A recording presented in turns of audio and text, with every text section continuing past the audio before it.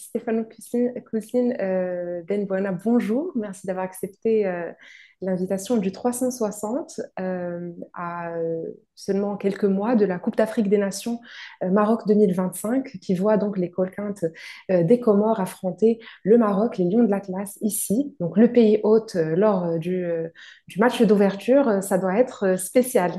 Non, ben, c'est quelque chose d'extraordinaire. Je pense c'est un honneur de jouer le match d'ouverture, surtout contre une grande équipe comme le Maroc chez elle. C'est un moment, ça va être un moment fantastique de sport.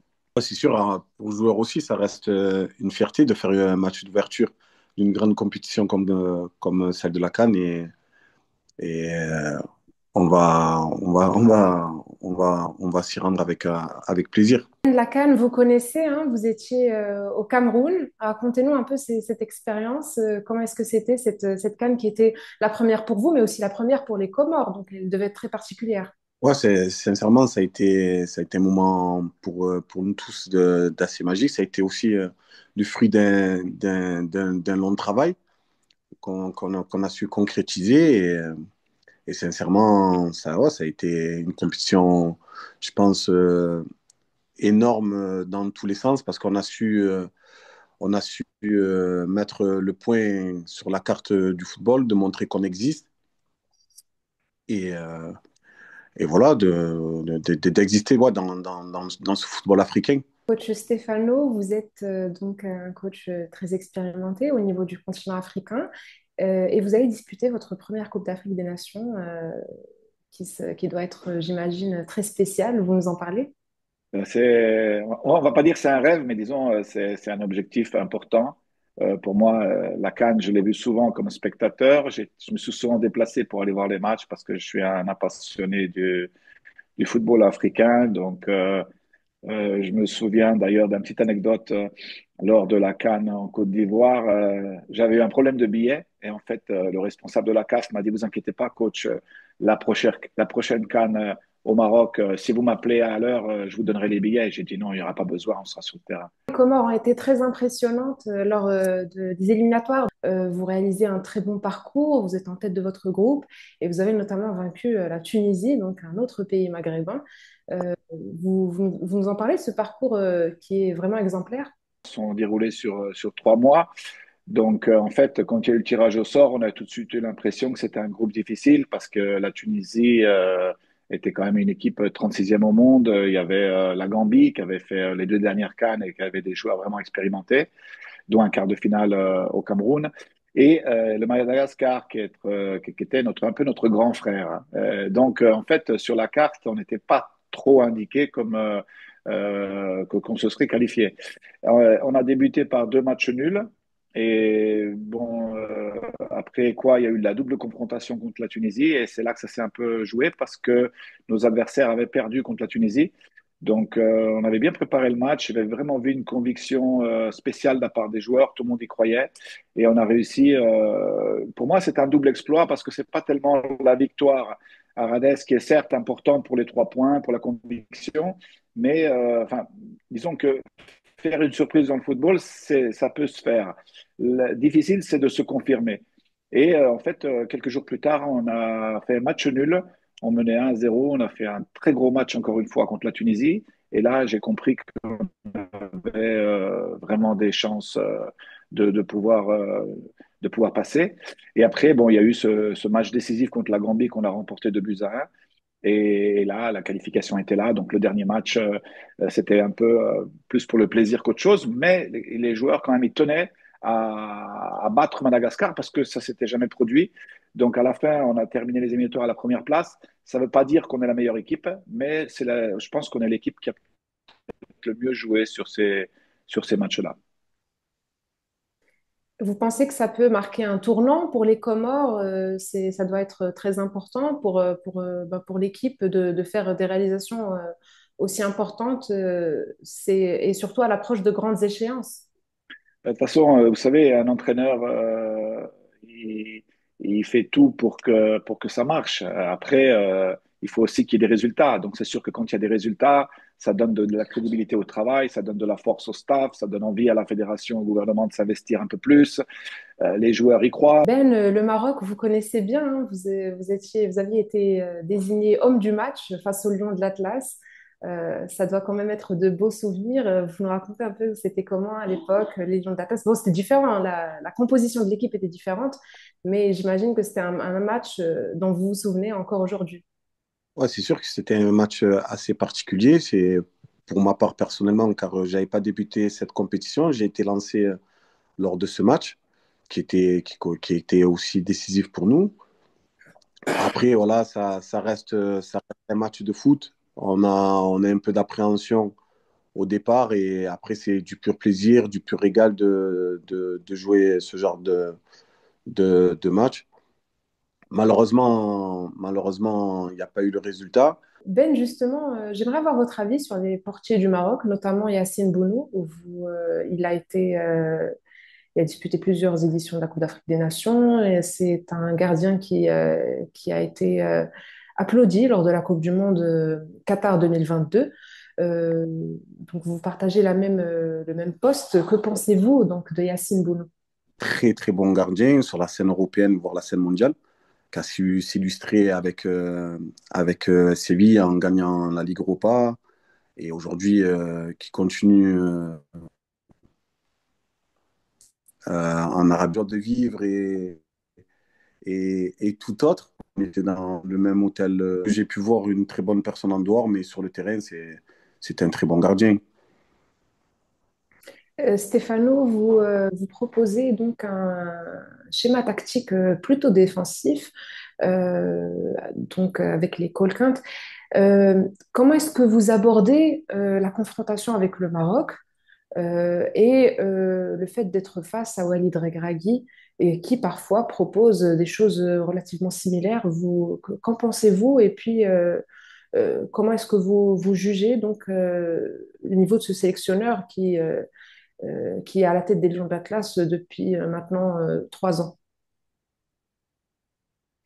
Déjà, je voudrais pas avoir l'étiquette d'être un défensiviste parce que je ne le suis pas. Donc, moi, j'attache beaucoup d'importance à l'organisation générale. C'est pas seulement que je me fixe sur la partie défensive, mais ça dépend du match, ça dépend des contextes, ça dépend du moment du match. Il y a plein de lectures à faire. Et donc, c'est pas que je refuse l'étiquette. Walid, c'est un super coach. J'ai eu l'occasion de le suivre à la Coupe du Monde. J'avais bien aimé certains de ses choix tactiques. Maintenant, je ne voudrais pas parler non plus trop dans les détails, mais il y avait eu des choix sur les sorties en pression, des milieux de terrain, sur les défenseurs centraux adversaires, etc. C'était des choses très, très intéressantes. Donc, ça veut dire que lui, c'est un entraîneur bien préparé, quelqu'un qui sait ce qu'il fait, un professionnel. Et aussi, il a une super équipe. Il y a des super individualités. Donc, c'est sûr qu'avec une équipe comme ça, avec un potentiel offensif fort, Ce groupe compte également donc la Zambie et le Mali. Le Mali, une équipe que vous allez vous affronter également dès le mois de mars en éliminatoire de la Coupe du Monde. Est-ce que ce sera pour vous l'occasion un peu d'évaluer cette équipe avant la CAN? Est-ce que vous pensez que le contexte, bon, le contexte est différent bien entendu, mais est-ce que vous pensez que ça va être un avant-goût de la CAN? oui, le match contre le Mali est un match important sur ce point-là. Ils sont 50e au monde, ils ont des joueurs qui jouent en première ligue qui font la différence. Donc, ça va être une confrontation qui va me donner pas mal d'indications. Et puis j'aimerais vous demander aussi quels sont les points forts de cette équipe des Comores. Il y a une grande solidarité dans le jeu et j'imagine aussi dans le vestiaire. Il y a aussi donc un esprit d'équipe qui est remarquable. Est-ce que vous pouvez un peu nous parler des points forts de ce qui caractérise cette équipe d'École Quinte? Notre équipe nationale, elle a cette faculté de pouvoir se transcender dans les moments difficiles. C'est une équipe qui a une mentalité de fer. Et on a vu souvent, même dans les éliminatoires, parfois tu peux même encaisser un but, mais c'est une équipe qui réagit tout de suite, qui reste dans le match. Et c'est cet état d'esprit que j'ai trouvé. D'ailleurs, j'ai trouvé cet état d'esprit. Ben, vous êtes natif de Marseille, euh, une ville française qui n'est pas très loin du Maroc. Est-ce que vous allez pouvoir compter sur vos proches et votre famille pour venir vous encourager au Maroc? Oui, c'est sûr qu'on aura la chance de partager ce moment-là avec nos proches, nos amis, nos familles et bien plus encore. C'est ce qui rend, c'est ce qui rend ce moment encore plus magique. Coach, le groupe A compte également la Zambie, donc une équipe qui a remporté la CAN en 2012, une équipe qui est accoutumée à disputer la Coupe d'Afrique des Nations. Euh, Parfois, leur parcours est en dents de scie, mais ils sont toujours présents. Est-ce que vous pensez qu'il va falloir s'en méfier? Est-ce que c'est une potentielle menace dans ce groupe A? Elle a battu d'ailleurs la Côte d'Ivoire et est arrivée première de sa poule. Donc c'est une équipe absolument forte, redoutable. Et enfin, mais c'est normal. Quand on va en phase finale de la CAN, il n'y a que des grosses équipes, il y a que les meilleurs.